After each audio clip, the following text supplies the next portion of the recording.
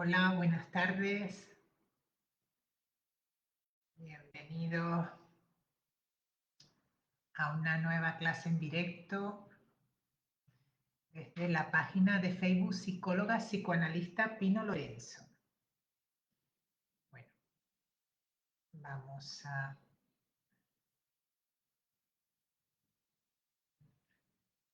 ver, vamos a preparar aquí para poder leer los comentarios.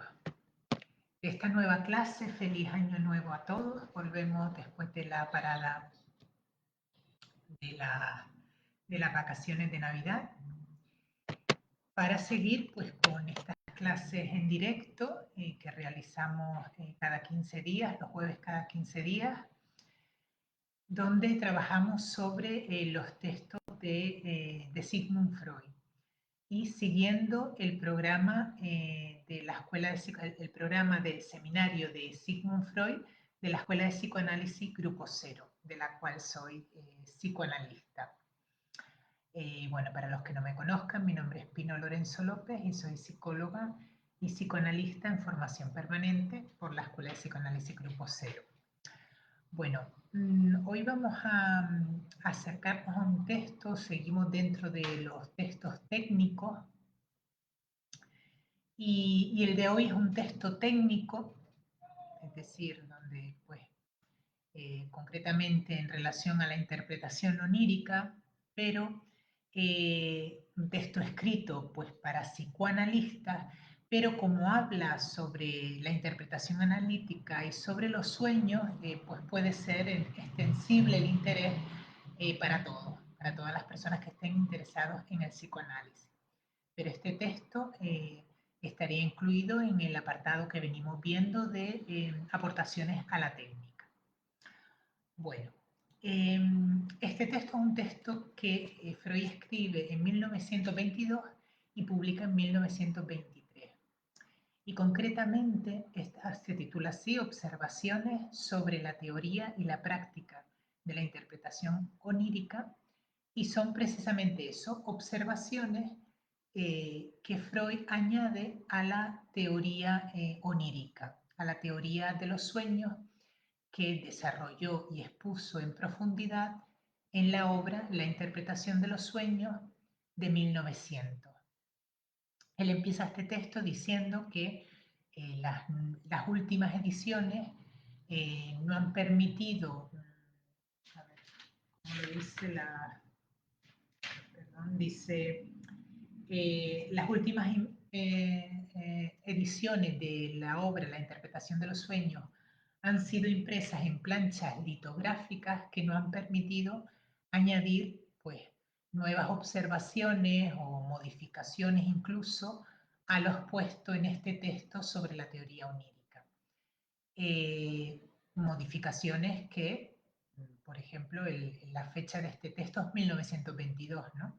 Modificaciones que la teoría analítica ha ido, o nuevas modificaciones o nuevas observaciones sobre la teoría onírica que durante todos estos años se han ido sumando.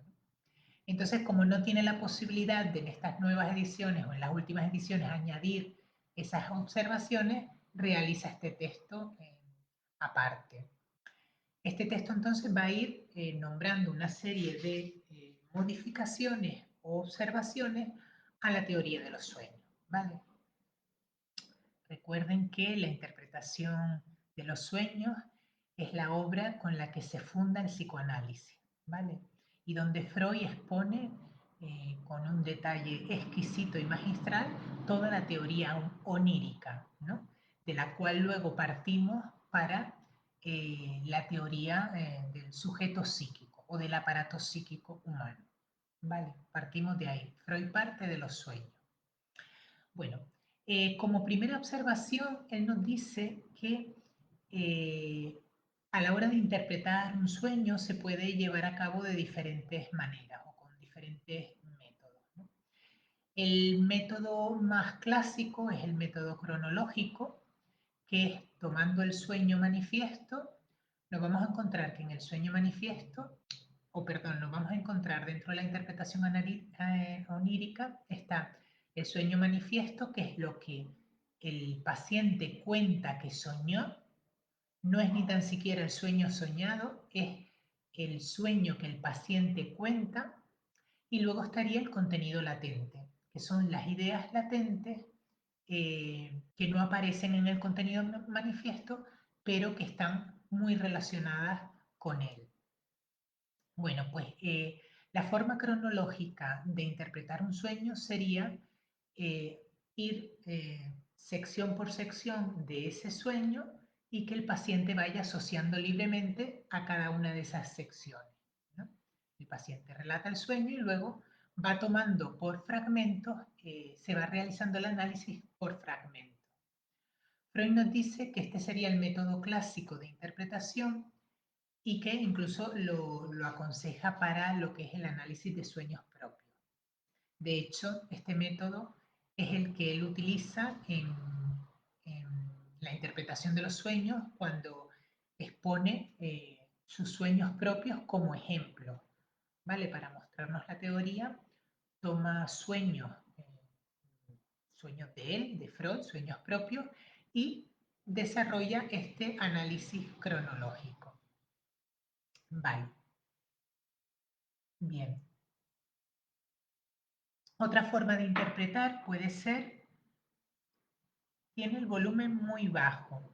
Vale, gracias Pedro. Vamos a ver si con los auriculares podemos resolverlo.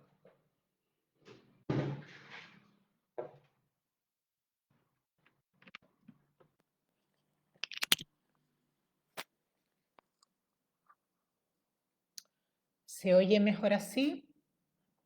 Si me pueden decir, les agradezco.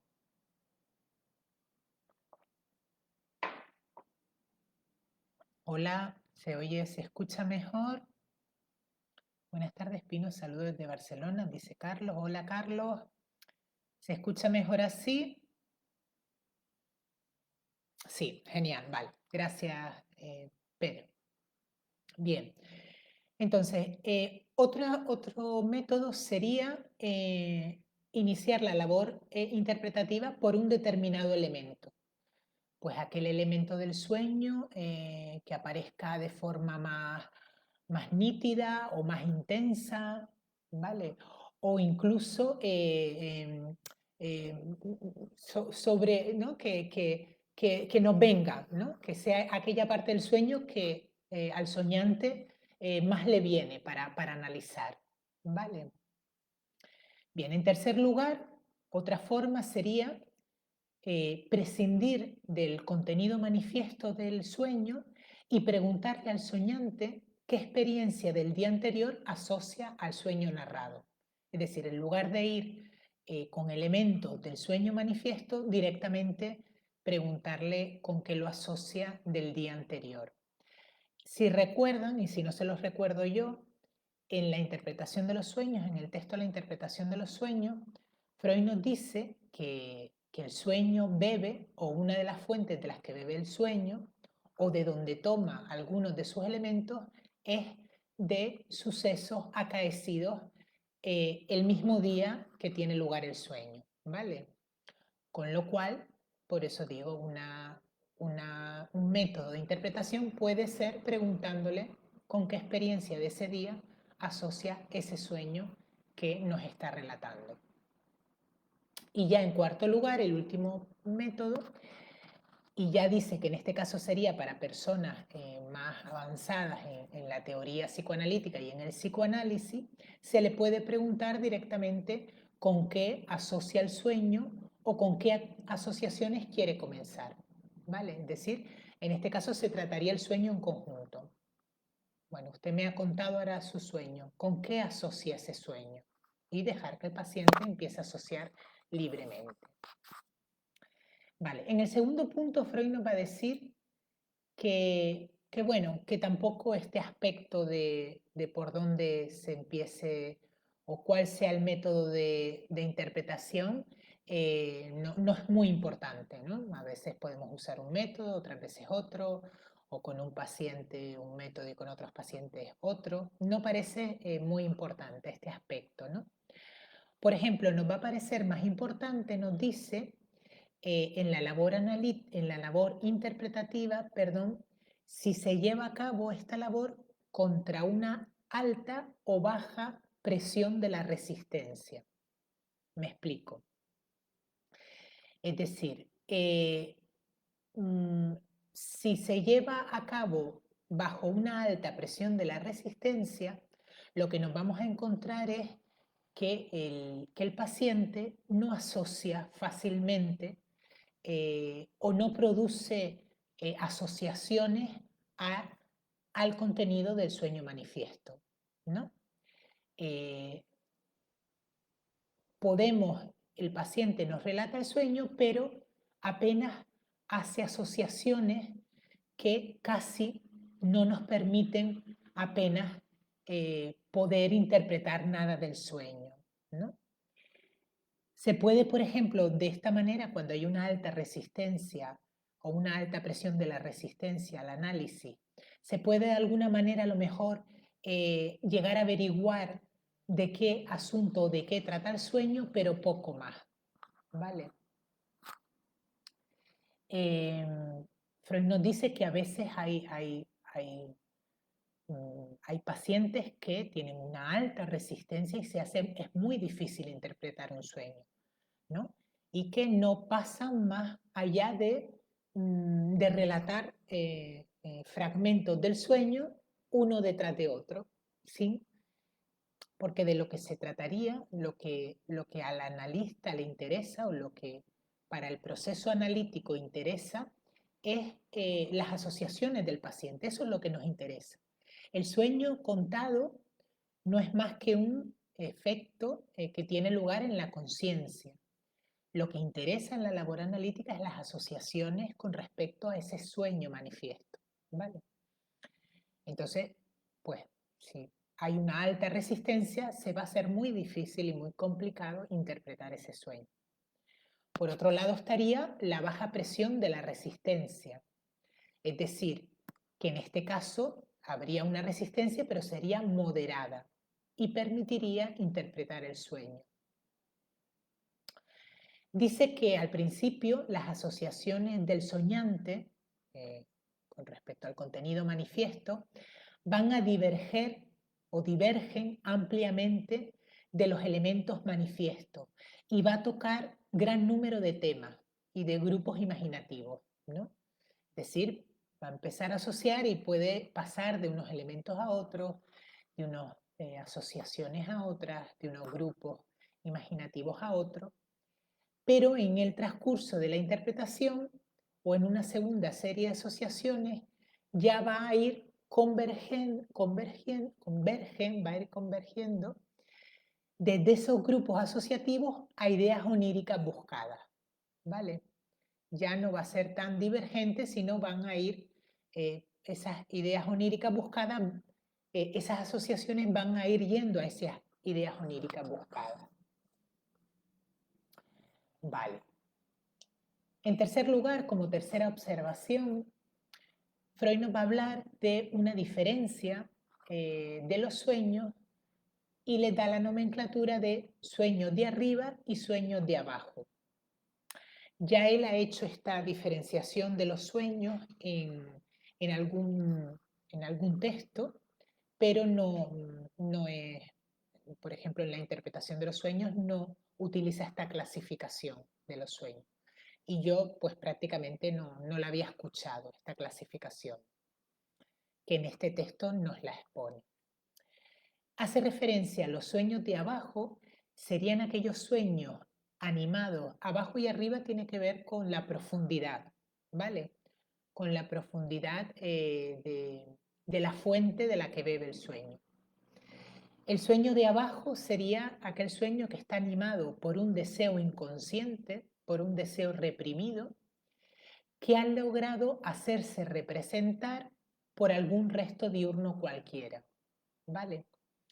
Sería un sueño más profundo, podríamos decir, en el que se manifiesta un deseo inconsciente y que toma un elemento de un resto diurno para manifestarse en la conciencia como sueño manifiesto. Este sería el sueño de abajo. Y el sueño de arriba sería lo contrario. Sería propósitos, pensamientos o propósitos diurnos que ¿no?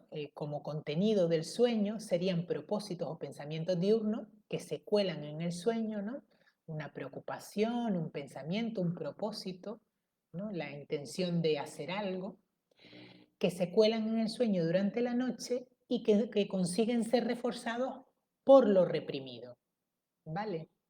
En este caso, el contenido va a versar más sobre, o la fuente va a tener más que ver con un resto diurno, pero reforzado por el contenido reprimido.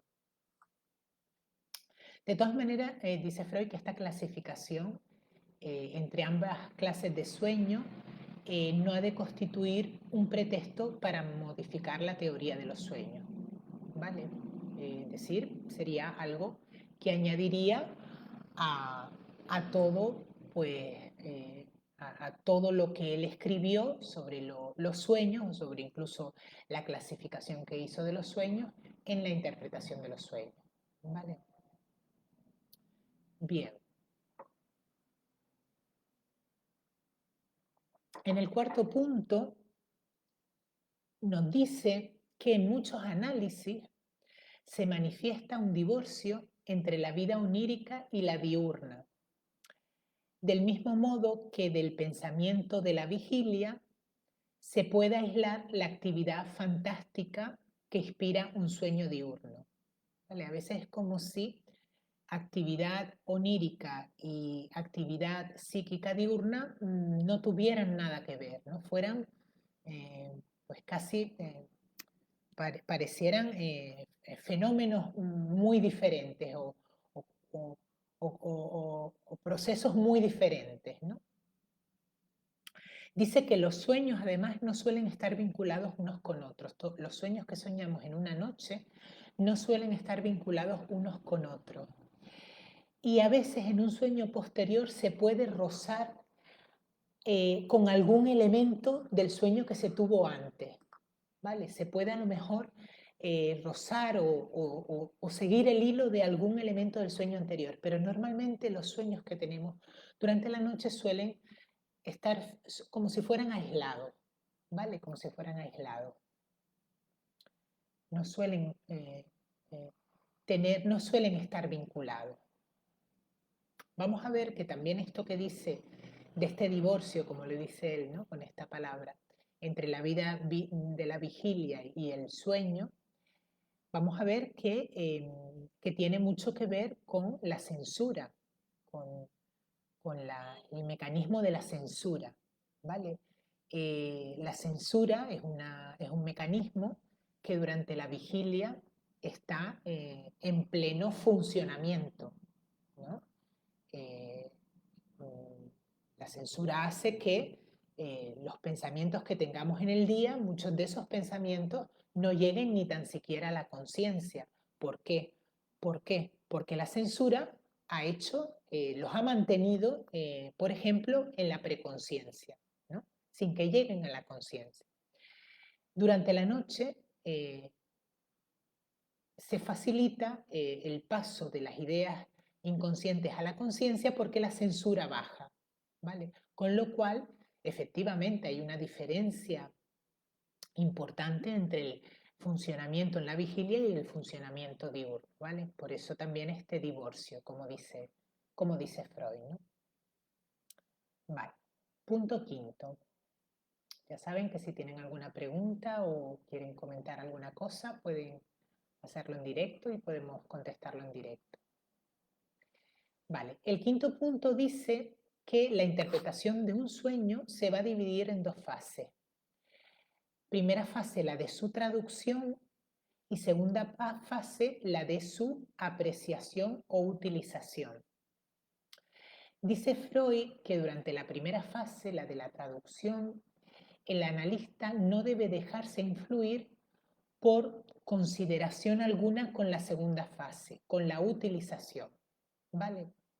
Es decir, el analista debe traducir ese sueño sin importarle o sin estar pensando en la utilización que va a hacer del mismo posteriormente, ¿vale?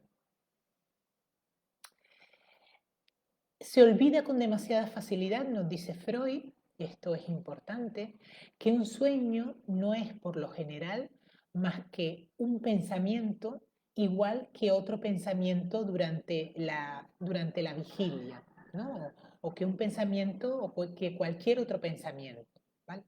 Sí que decíamos antes con esta característica de que la censura baja mientras dormimos, pero como tal, el sueño podríamos decir que es un pensamiento más como cualquier otro pensamiento, ¿no? Que está, como decimos, posibilitado por la disminución de la censura y por el reforzamiento de lo inconsciente. En ese sentido, debemos de darle la justa importancia a los sueños, ¿no? Es verdad que la teoría del psicoanálisis, como partió del efecto o del fenómeno del sueño partió de ahí para el desarrollo, para su inicio como ciencia, se ha considerado o se le ha dado al sueño y a la interpretación de los sueños un valor que luego en la labor analítica el sueño manifiesto no deja de ser más que un discurso manifiesto, del que el psicoanalista se sirve para interpretar el deseo inconsciente de ese sujeto, ¿vale? No tiene más valor o menos valor que cualquier otro producto eh, o cualquier otro efecto del inconsciente, ¿vale? Pero es verdad que alrededor, ¿no? Alrededor del sueño se le ha dado como toda una cosa de misteriosa, de procedencia del inconsciente que se ha creído casi como si fuera el paradigma de la interpretación, ¿no? Cuando es un fenómeno más de los muchos fenómenos o de los muchos efectos del inconsciente. Bueno, habiendo hecho esta aclaración, aquí nos va a hablar ahora, en esta observación, nos va a hablar sobre los sueños de curación.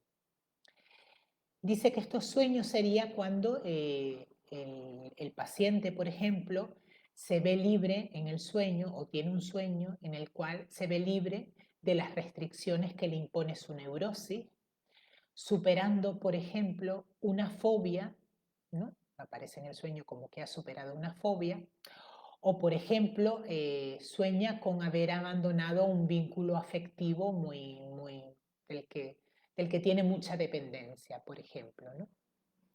Dice que estos sueños de curación nos pueden hacer pensar o inclinar a aceptar que el paciente ha realizado un considerable progreso en la labor analítica y que está dispuesto a adaptarse a una nueva situación vital, ¿no? Si aparece esta curación, aparece en el sueño, debe ser porque ya en la realidad psíquica de ese sujeto se está preparando para vivir sin la enfermedad, ¿no? Sin el síntoma, ¿no? Pero dice Freud, dice, bueno, esto puede ser muchas veces cierto, puede que sea así, pero no es menos cierto que muchas veces estos sueños tienen el valor de sueños de comodidad, nos dice Freud, ¿no? Si dice, si yo sueño que ya estoy curado, ya no me tengo que seguir sometiendo al análisis, ¿no? El cual prometía entrar en una nueva fase de la transferencia que podía traer cosas desagradables para el paciente, ¿no? Es decir, si yo ya estoy curado, no tengo que seguir psicoanalizándome o no tengo que entrar en esos campos profundos a los que la transferencia analítica me va llevando, ¿no? Con lo cual, en lugar de hablarnos de la curación o de presagiarnos la curación del paciente, lo que nos está hablando es de las resistencias del paciente a la curación, ¿vale? Las resistencias a la curación. Y Freud va a comparar estos sueños de curación con algo que ocurre a muchos neuróticos, que es que se declaran curados a las pocas horas de tratamiento, ¿no? Intentando así evadirse de todos los elementos desagradables el curso del análisis va a traer, ¿no? Muchas veces en la labor analítica, eh, pues, ¿no? Muchos neuróticos o pacientes neuróticos pueden enseguida ya traer una mejoría, ¿no? La siguiente sesión que viene dicen, me siento mucho mejor, creo que ya estoy curado. No nos debemos confundir, ¿vale? Porque detrás de esa incluso sensación de mejoría, lo que hay es una resistencia a iniciar un proceso de análisis, ¿no? O iniciar o continuar, ¿no? Esta situación se puede dar no solo al inicio de un análisis, sino en el curso del análisis, ¿no? Donde el paciente, por ejemplo, pues puede ya manifestar o tener la sensación de estar curado cuando a lo mejor está en un momento del análisis y de la transferencia analítica que iba a empezar a abrir nuevas cadenas de asociaciones que traerían pues nuevo conocimiento y nueva transformación para el sujeto, ¿no? Vale. Una sexta observación dice,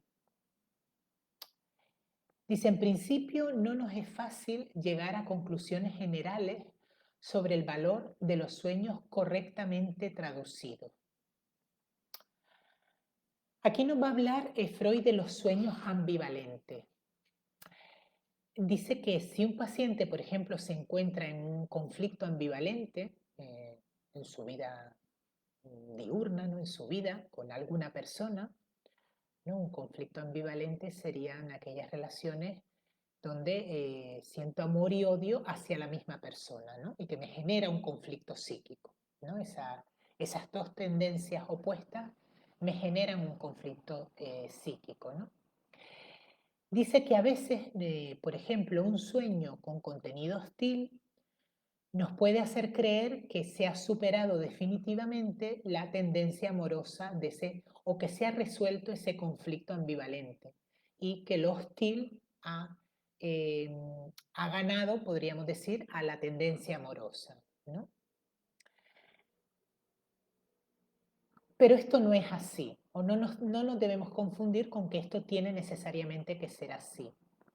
Dice que, por ejemplo, puede ocurrir que en presencia de tal conflicto ambivalente, cada noche aparezcan dos sueños en los que en un sueño se satisface, por decirlo de alguna manera, la tendencia hostil y en el otro sueño se satisface la tendencia amorosa, ¿no?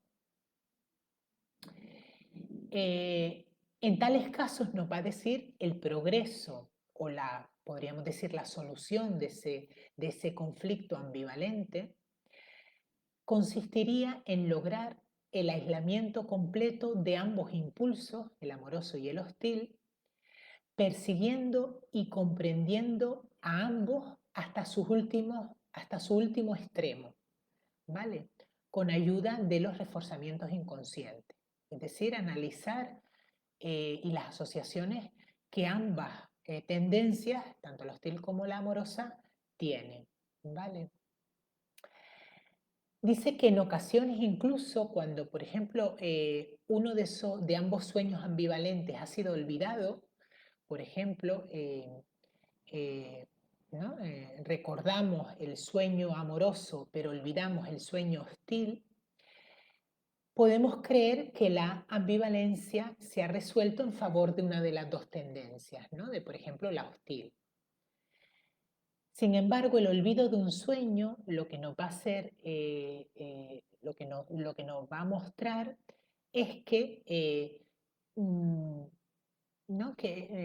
Perdón, el olvido de un sueño lo que nos va a mostrar es que una de esas dos tendencias ha alcanzado durante ese sueño la supremacía, ¿no? Pero eso no quiere decir que se haya resuelto la ambivalencia. A lo mejor al día siguiente la que tiene la supremacía es la otra tendencia, con lo cual el conflicto seguiría ahí, estando ahí, ¿vale? No se habría resuelto, ¿no? Dice que el verdadero estado del conflicto solo podría ser deducido y por lo tanto resuelto en cuanto todas las manifestaciones restantes, incluso las de la vida diurna, nos ofrecieran evidencia de esa resolución del conflicto, ¿vale? No por tener un sueño de un contenido o de otro nos debe hacer creer que ya la ambivalencia ha desaparecido, ¿vale? Si no, vamos a tener que tomar otros elementos también de la vida diurna para saber si esa ambivalencia se ha resuelto y ha desaparecido en ese paciente en concreto. Vale.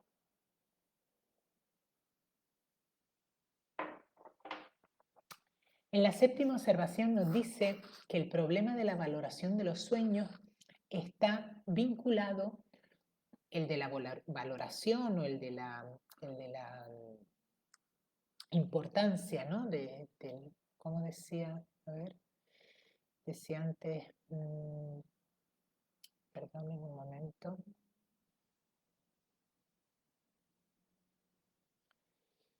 Vale, apreciación, sí, el de la valoración o utilización, ¿no? El problema de la valoración o la utilización de los sueños está vinculado con el de la susceptibilidad al influjo de la sugestión médica, ¿no? Dice que, bueno, decir, ¿cómo? Con esto quiere decir Freud que la sugestión médica, la sugestión del médico, puede influir en el contenido del sueño a la hora de crear o de formar un sueño, ¿no?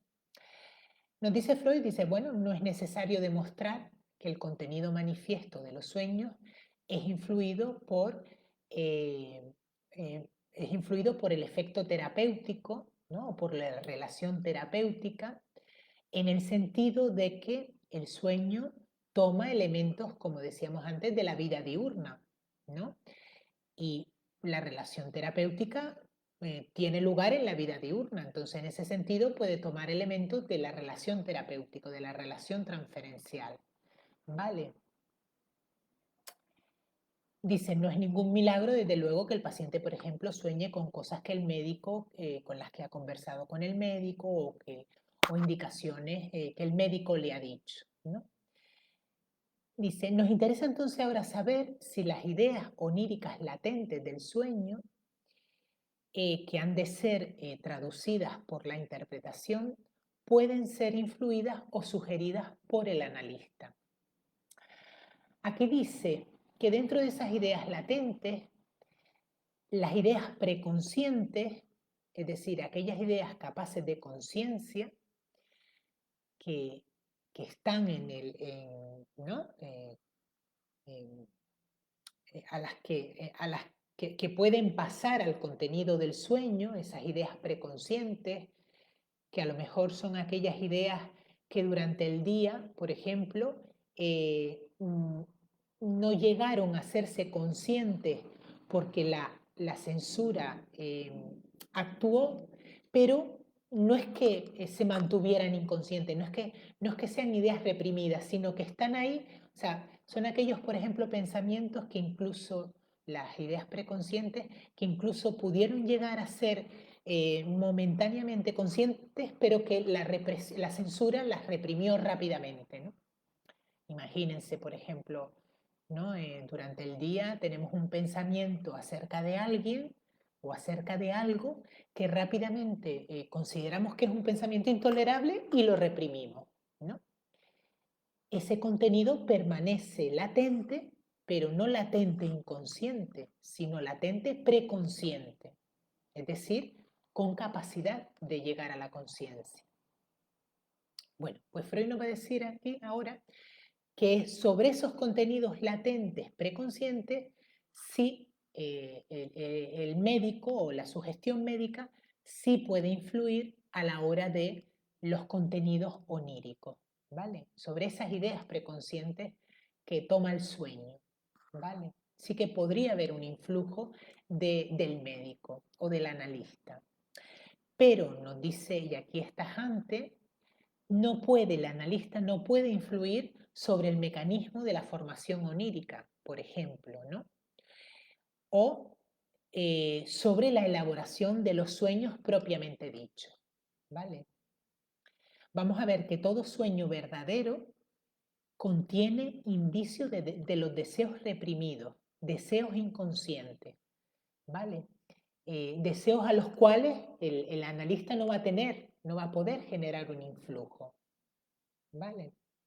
Es decir, todo sueño, esto nos lo dice Freud en la interpretación de los sueños, todo sueño bebe de diferentes fuentes, ¿no?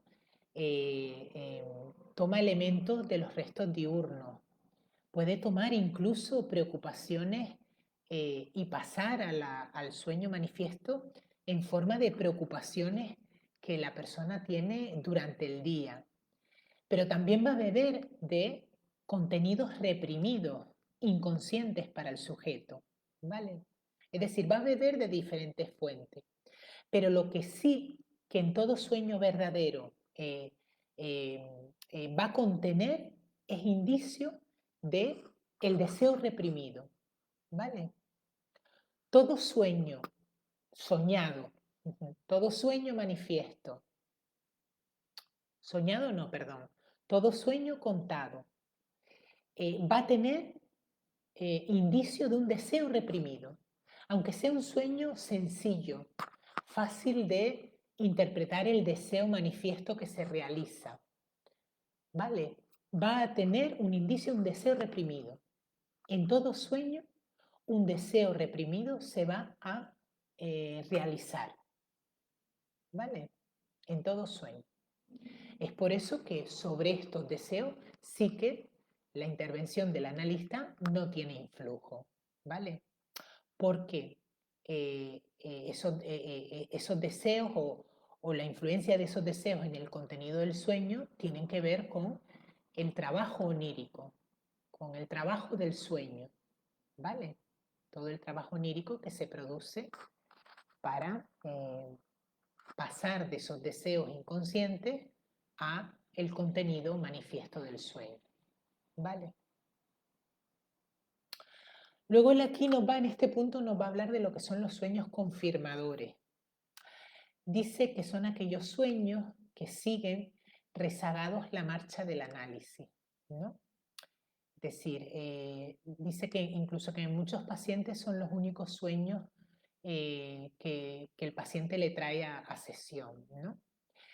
En tales casos el paciente solo reproduce las vivencias olvidadas de la infancia una vez que han sido reconstruidas por las asociaciones del paciente en la sesión, perdón, en la sesión analítica, ¿no? Es decir, a partir de la reconstrucción de esas escenas olvidadas en el paciente, luego se produce un sueño de confirmación, ¿no? Sobre donde en ese sueño pues aparece ese contenido sobre el que ya se trabajó en la sesión analítica, ¿no? Entonces le lleva pues un recuerdo sobre el que ya elaboró la reconstrucción analítica, ¿no? Entonces Freud se pregunta, dice, ¿pueden ser realmente esos sueños consecuencia de la sugestión médica? Es decir, sueños de complacencia, por ejemplo, ¿no? Es decir, que el paciente tenga esos sueños para complacer al analista de que la reconstrucción esa que ha hecho sobre un determinado contenido, por ejemplo, de su infancia, pues como que estaría en lo cierto, ¿no? Como para confirmar al analista en su reconstrucción, ¿no? Del deseo inconsciente, ¿no? Eh, pero dice aquí una cosa muy interesante. Dice que casualmente los pacientes que solo traen al análisis sueños confirmadores son precisamente aquellos pacientes donde la duda desempeña el papel de la resistencia principal. ¿Vale? La duda con respecto al tratamiento psicoanalítico desempeñan en estos pacientes la principal resistencia, con lo cual estos sueños no vendrían tanto a confirmar eh, las interpretaciones dadas por el analista, porque son pacientes con muchas dudas, ¿no? o con las dudas como resistencia al tratamiento analítico. ¿vale? Dice que además con respecto a las resistencias, no se debe a las resistencias que surgen en el análisis, por ejemplo, o a las dudas que puede tener un paciente con respecto al análisis, ¿no? O al tratamiento analítico. Dice que el analista no debe recurrir a la autoridad para hacerlas desaparecer o disolverlas, o no debe de tratar de aniquilarlas con argumentos, ¿no? Explicándole o argumentos con la razón, tratando de explicarle sobre los beneficios, por ejemplo, o sobre en qué consiste la terapia psicoanalítica, ¿no? Dice que no debe actuar así.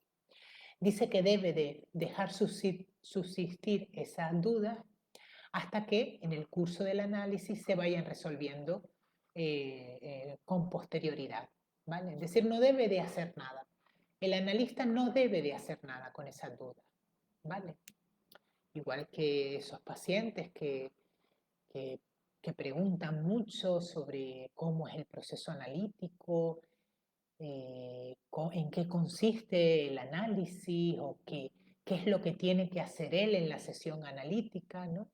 No debemos de caer en el error de creer que la información o las explicaciones extensas van a conseguir aliviar esa duda, ¿no?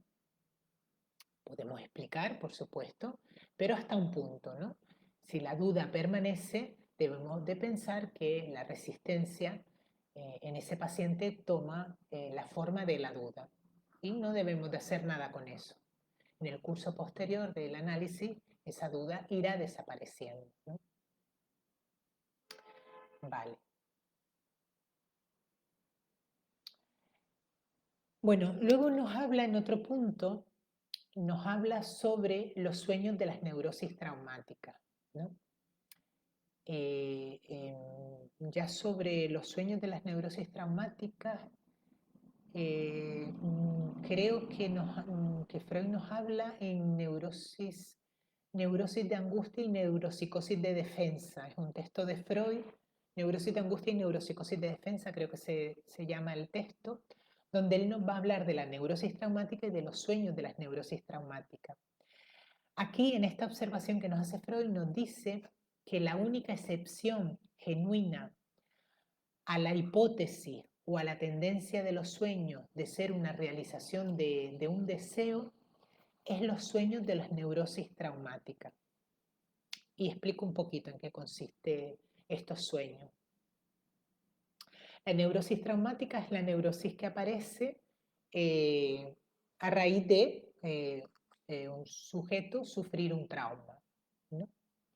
Y el sueño consiste, el sueño de un neurótico traumático consiste en que cada noche la situación traumática, el paciente revive la situación traumática en forma de sueño.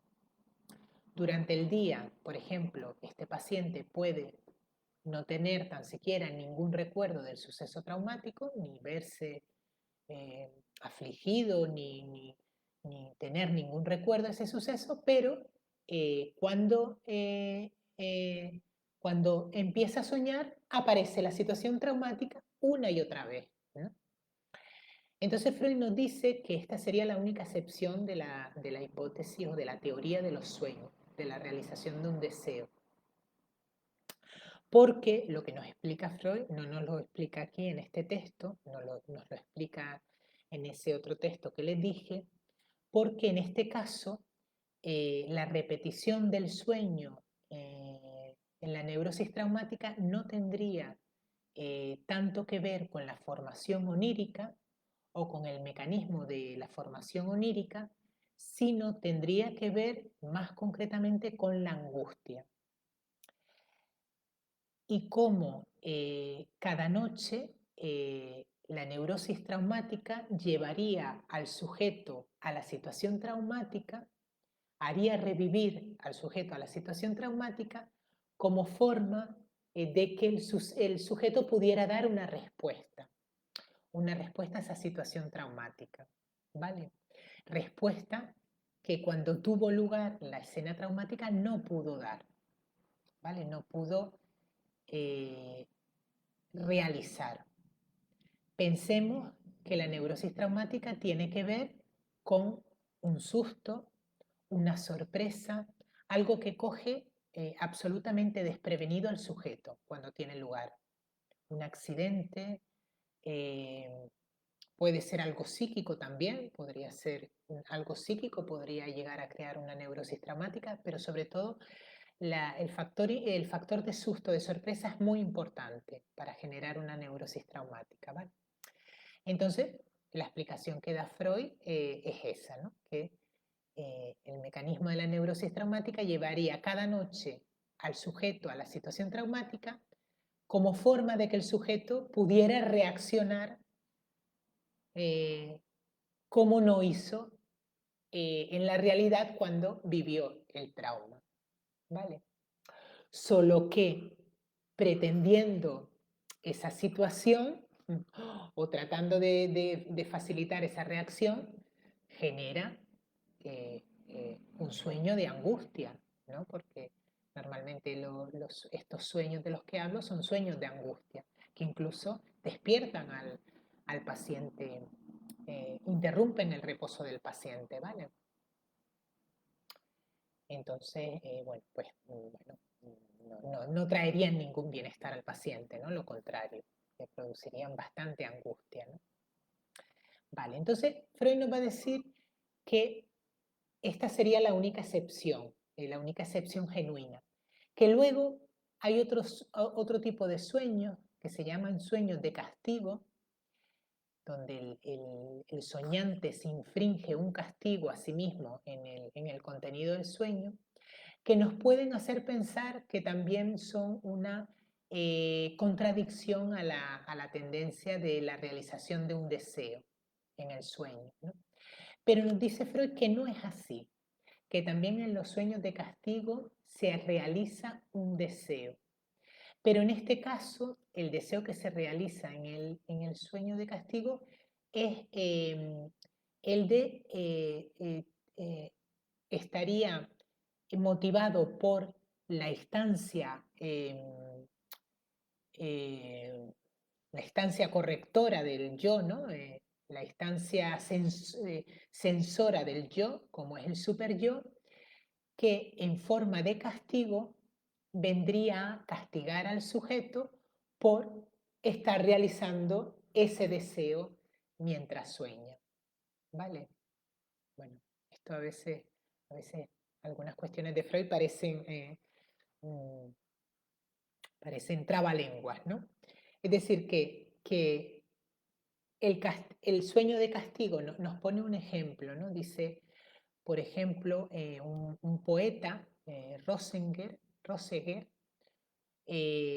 nos trae un ejemplo, nos habla de un sueño que tenía unas tendencias vanidosas y era un sueño vanidoso y jactancioso, ¿no?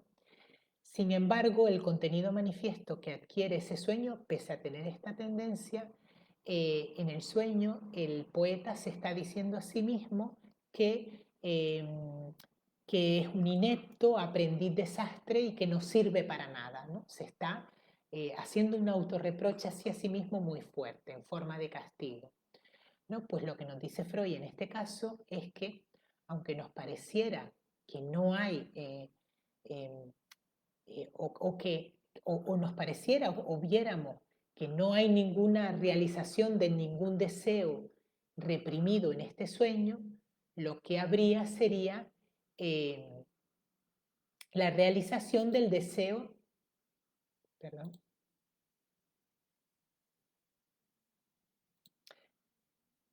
perdón, la realización del deseo de autocrítica, ¿vale?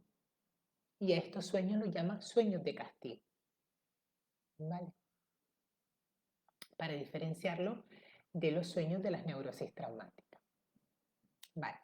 Y ya para terminar, la última observación, y si quieren dejamos luego un poquito de tiempo por si quieren hacer alguna pregunta o alguna consulta.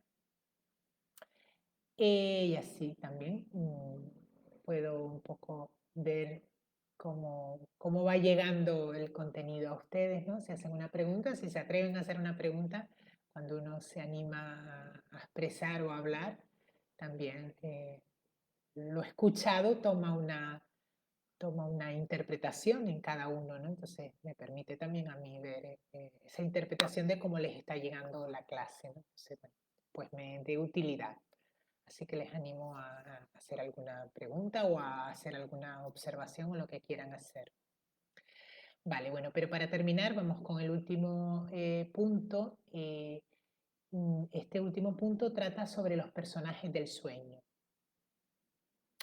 Dice que normalmente en el sueño el yo del soñante aparece representado en dos o más personajes en el sueño, ¿vale? Personajes que toman forma de ser otras personas están representando al yo del soñante, ¿no? Dice, es verdad, ¿no?, que el yo puede representar varios papeles en un sueño. Dice que ya esto incluso nos pasa en la vida diurna, ¿no? Cuando nos dirigimos a nosotros como si fuéramos un otro, ya estamos representando diferentes papeles o estamos ocupando diferentes lugares, ¿no? Por ejemplo, si yo digo la frase, cuando yo pienso lo que le hice a ese hombre, ¿no? Aquí hay una aparición múltiple del yo. Cuando yo pienso lo que yo le hice hacer a ese hombre, ¿no? Entonces es como si hubiera múltiples yo, múltiples personajes, ¿no? Con lo cual no es de extrañar que esto también se cuele en el sueño y que varios de los personajes que aparecen en el sueño sean el yo, diferentes manifestaciones del yo. Pero, dice Freud, no todos los personajes o todas las personas que aparecen en el sueño van a ser derivadas o representantes del propio yo, porque también en el sueño van a aparecer, a ver, también van a aparecer derivados y representantes de una instancia eh, de una instancia que está en el yo, que es la instancia observadora, crítica y punitiva, o lo que denominamos el ideal del yo, ¿no? También otros personajes del sueño pueden tomar el modelo de esta instancia sensora y, por ejemplo, representar a figuras de autoridad en el sueño, que no son el yo propiamente dicho, sino es otra instancia distinta. Perdonen, antes dije que era dentro del yo, pero no. El yo, pensemos que el aparato psíquico del sujeto es un aparato psíquico complejo que incluye varias instancias. Eh, una es el yo o varios sistemas. Una es la instancia del yo, pero también está el super yo, donde está el ideal del yo, y también está el ello, ¿no? Son diferentes instancias. Bueno, pues no todos los personajes del sueño serían representación del yo. También habría representación del super yo. Y serían aquellos personajes del sueño que tomarían como forma de autoridad o vendrían a representar la autoridad, ¿no? La autoridad, pues, como esa instancia que es el ideal del yo, observadora, crítica, punitiva, contra el yo, ¿vale? Bueno, y con esto, pues ya, doctora, vale, aquí hay una pregunta. Vale, dice Pedro Padilla, dice, doctora, ¿cómo se interpreta lo simbólico en los sueños oníricos? Vale, en lo simbólico también dice Freud eh, que sobre todo a veces Freud utiliza lo simbólico en el lenguaje, quiero decir, es en la asociación libre donde ahí puede aparecer el símbolo, mientras el paciente asocia libremente, ahí puede aparecer el símbolo y ahí puede venir la interpretación del símbolo. Pero sí dice Freud que cuando, por ejemplo, hay pacientes donde hay una alta resistencia a la interpretación onírica, ahí en esos casos dice, a lo mejor nos podemos valer de uno o dos o varios símbolos del sueño para interpretar y poco más. ¿Vale? Es decir, realmente la interpretación psicoanalítica no toma aisladamente los símbolos que aparecen en el sueño para darle una traducción. No dice, pues si soñó con una casa, eso representa tal cosa, o si soñó, no. La interpretación psicoanalítica lo que interesa es que el paciente asocia libremente. Y es verdad que en esa asociación libre, puede aparecer la simbolización, ¿no? Puede, mm, eh, mm, eh, mm, ¿cómo decirlo? Nos puede dar el significado, más que la simbolización, nos puede dar el significado.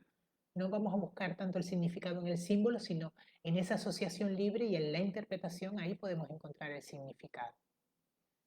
Sí. Pero bueno, a veces cuando el paciente casi no produce asociaciones, pues podemos quizás hacer alguna interpretación simbólica por ahí, ¿no?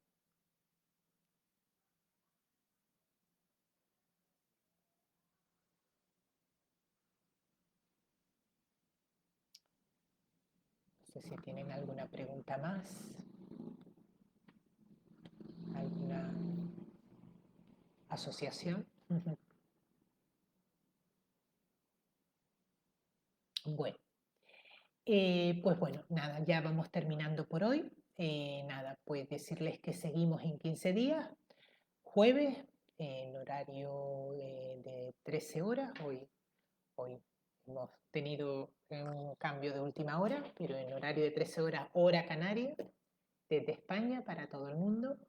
Y ya saben que si, bueno, consideran que estas clases pues pueden interesar a otras personas, pues les animo a compartir, les animo a hacer los comentarios que quieran hacer debajo del, del vídeo que va a quedar colgado para los que lo vean en diferido, hacer las preguntas también, recordarles también que en el canal de YouTube Pino Lorenzo pueden encontrar todas las clases anteriores, pueden suscribirse al canal y así pueden también recibir cada vez que se sube una clase nueva directamente.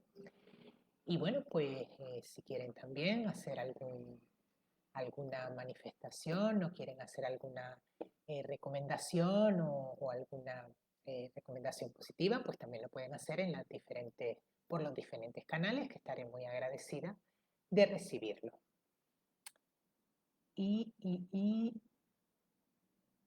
Vale, bien. Aquí alguien, Pedro Padilla, cuenta un sueño, creo. Vamos a leerlo y si eso ya lo dejamos para el próximo día. Le cuento, yo tuve un sueño con un número de lotería y el número lo vi jugar y el número salió. Salió eso, ¿cómo se interpretaría desde Sigmund Freud? Bueno, pues lo vamos a dejar para el próximo día, si les parece, si te parece, Pedro, y si les parece a todos. Y vamos a empezar la próxima clase con este sueño que nos trae Pedro. Pues nada, muchas gracias y seguimos la próxima. Chao.